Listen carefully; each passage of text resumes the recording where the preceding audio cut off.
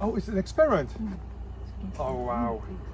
Yes, this farm guide revealed a secret to us, which can really change the culinary world quite a bit. But first, let's put on some boots before we start the tour. It's too big. Too big? Too big. Oh, 大きすぎる? Too big? His feet? Too big?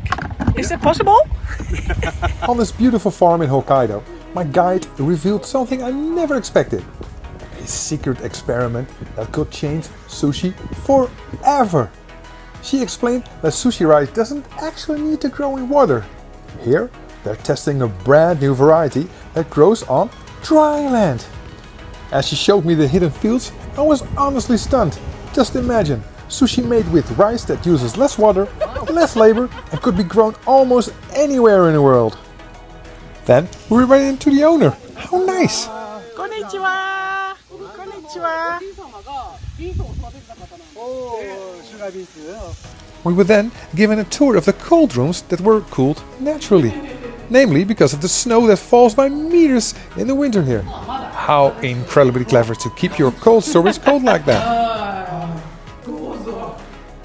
I mean, look at that snow over here. It's incredible. It's September and there's still snow from the last winter. It was completely full, she said. Oh, you can pick your own potatoes. Yep, potatoes. Time to grab these for our next step, our cooking workshop. So we're driving to our cooking class after a nice farm walk. A very nice farm walk. What a great guide. Yeah, she's lovely. She's great. There we arrived at the traditional community house, where we were met by the enthusiastic chef cook Isuzu.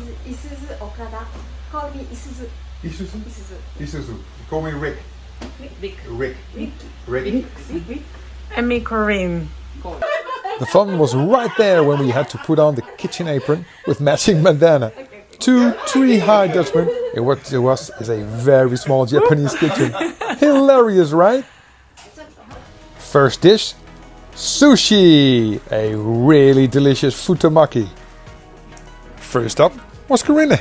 As the wife of a sushi chef, she really had to bring her A game to create a beautiful sushi roll. The pressure was on. Thankfully, Chef Isuzu was very helpful.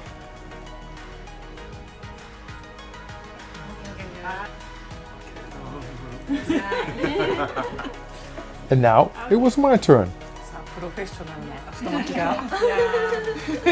not fair. Expectations were immediately high because the ladies know that I also teach sushi making.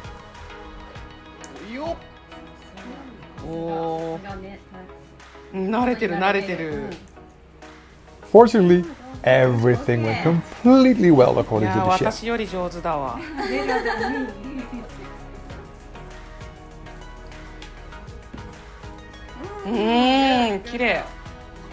Beautiful.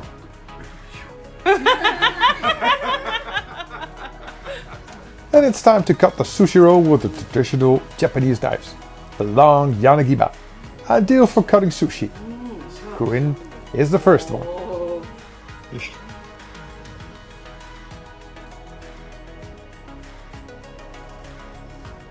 Ding, ding, ding.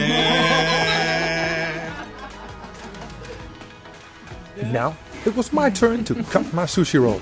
The pressure is on.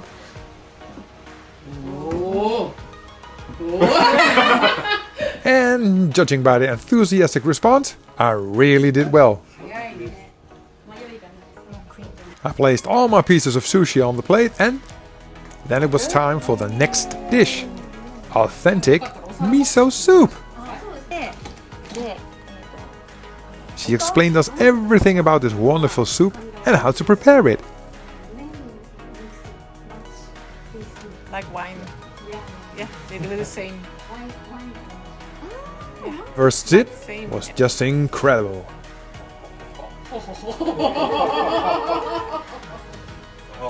Next task, mash the boiled Hokkaido potatoes and then make them flat slices of them.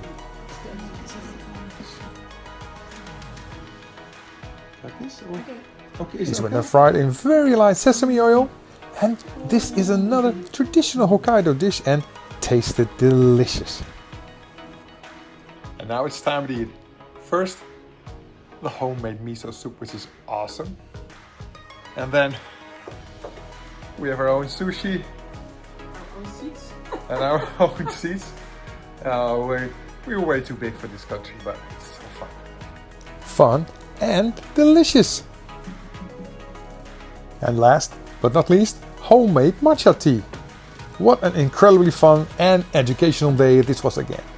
Thank you so much, ladies. See you next time.